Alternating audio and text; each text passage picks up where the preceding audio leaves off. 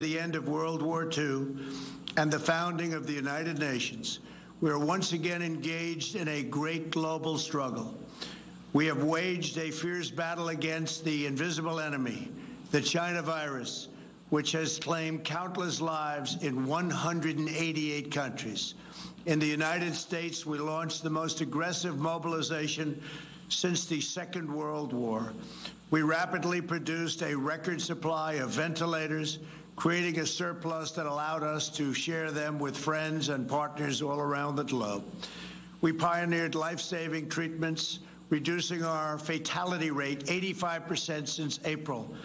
Thanks to our efforts, 3 vaccines are in the final stage of clinical trials. We are mass producing them in advance so they can be delivered immediately upon arrival. We will distribute a vaccine. We will defeat the virus. We will end the pandemic. And we will enter a new era of unprecedented prosperity, cooperation, and peace. As we pursue this bright future, we must hold accountable the nation which unleashed this plague onto the world, China. In the earliest days of the virus, China locked down travel domestically while allowing flights to leave China and infect the world. China condemned my travel ban on their country, even as they canceled domestic flights and locked citizens in their homes. The Chinese government and the World Health Organization, which is virtually controlled by China, falsely declared that there was no evidence of human-to-human transmission. Later, they falsely said people without symptoms would not spread the disease. The United Nations must hold China accountable for their actions. In addition, every year, China dumps millions and millions of tons of plastic and trash into the oceans, overfishes other countries' waters, destroys vast swaths of coral reef, and emits more toxic mercury into the atmosphere than any country anywhere in the world. China's carbon emissions are nearly twice what the U.S. has, and it's rising fast. By contrast, after I withdrew from the one-sided Paris Climate Accord, last year America reduced its carbon emissions by more than any country in the agreement. Those who attack America's exceptional environmental record while ignoring China's rampant pollution are not interested in the environment. They only want to punish America, and I will not stand for it. If the United Nations is to be an effective organization, it must focus on the real problems of the world. This includes terrorism, the oppression of women, forced labor, drug trafficking, human and sex trafficking, religious persecution, and the ethnic cleansing of religious minorities.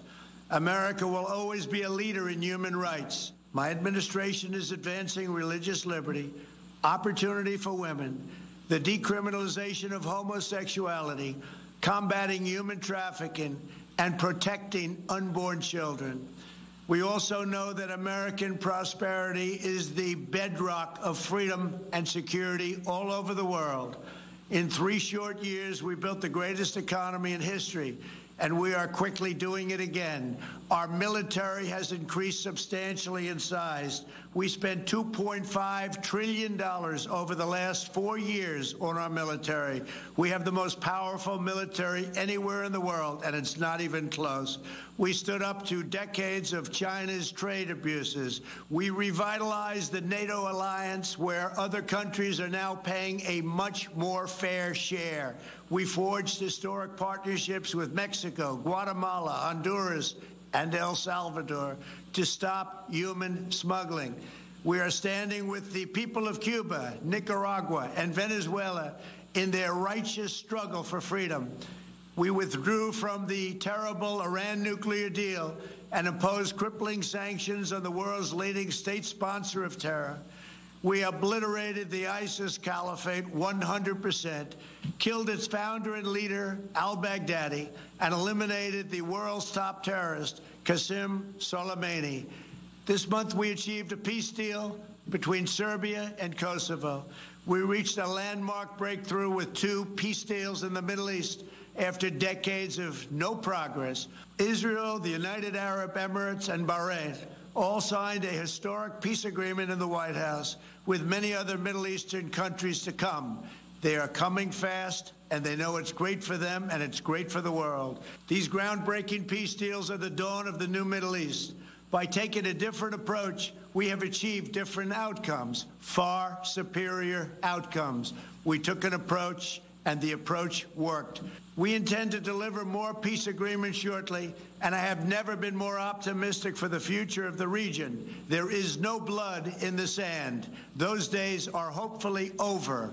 As we speak, the United States is also working to end the war in Afghanistan, and we are bringing our troops home. America is fulfilling our destiny as peacemaker, but it is peace through strength. We are stronger now than ever before. Our weapons are at an advanced level like we've never had before, like, frankly, we've never even thought of having before. And I only pray to God that we never have to use them. For decades, the same tired voices proposed the same failed solutions, pursuing global ambitions at the expense of their own people.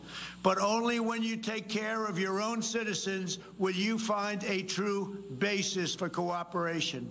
As president, I have rejected the failed approaches of the past, and I am proudly putting America first, just as you should be putting your countries first. That's okay. That's what you should be doing. I am supremely confident that next year, when we gather in person, we will be in the midst of one of the greatest years in our history, and frankly, hopefully, in the history of the world. Thank you. God bless you all. God bless America. And God bless the United Nations.